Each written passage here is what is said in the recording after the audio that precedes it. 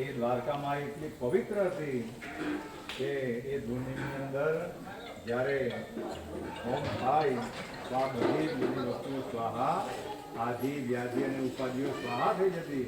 તો આપણે પણ એ દ્વારકા માના ખોડામાં પ્રાર્થના કરીએ કે અમે સંસારમાં રહેવાવાળા છે, એટલે અનેકો આધિ વ્યાધિ અને ઉપાધિઓથી પીડાયેલા છે, પણ તમારી ભક્તિથી આ પીડાઓ દૂર થઈ જાય. તો બધા હાથ ફેલાવી બોલો ગણપતિ ગજાનન કી જય, બોલો દ્વારિકા માત કી જય.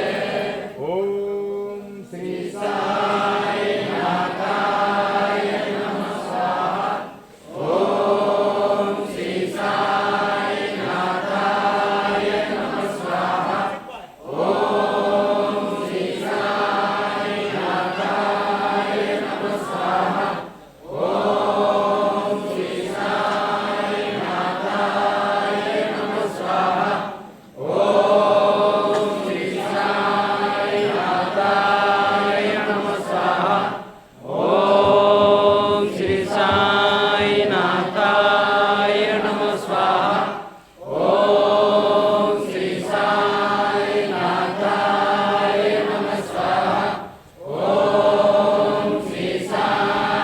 નાથાય નમઃ સ્વાહા.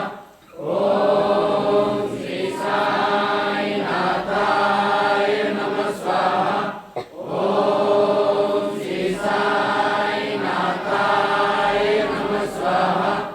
ઓમ શ્રી સાઈ નાથાય નમઃ સ્વાહા. બોલો દ્વારિકા માત કી જય. આપણે એ દ્વારકા માઈને પ્રાર્થના કરીએ કે અમારા પરિવારનું સર્વ પ્રકારે મંગલ થાય.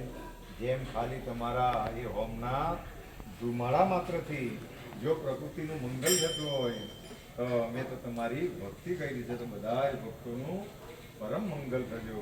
બધા જ ભક્તોની આદિ અને વ્યાધિ અને ઉપાધિઓને તમે સમેટી દેજો અને બધા ભક્તો ભગવાનની ભક્તિ કરીને પરમાનંદની સ્થિતિ પ્રાપ્ત કરે એવી જે દયાળી માતા તમે તો બધા જ ભક્તો પરિક્રમા કરીને આપણે એ ધૂપ આપીને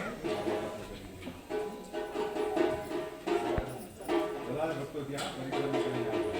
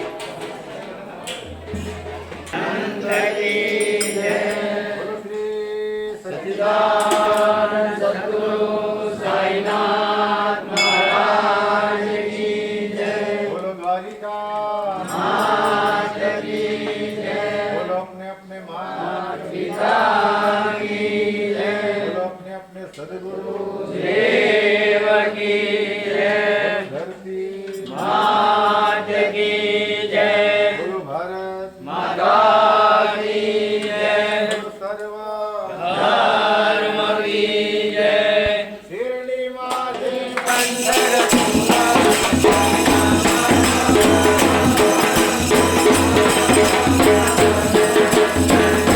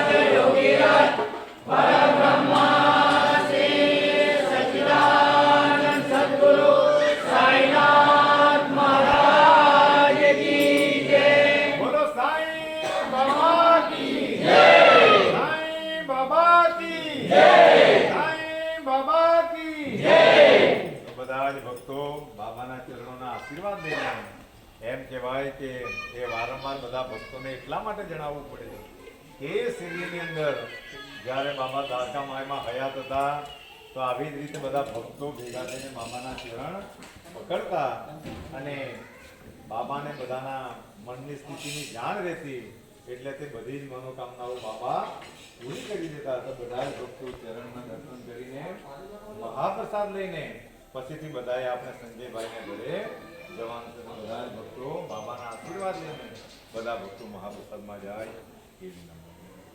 આવતા ગુરુવારે દશેરો છે તો દશેરાનો સરસ ઉત્સવ ઉજવવાના છે અને ગુરુવાર જ છે તો બધા જ ભક્તો ત્યાંથી પત્રિકા પણ લેતા જજો. બધાને ઓમ સાંઈરામ. ઓમ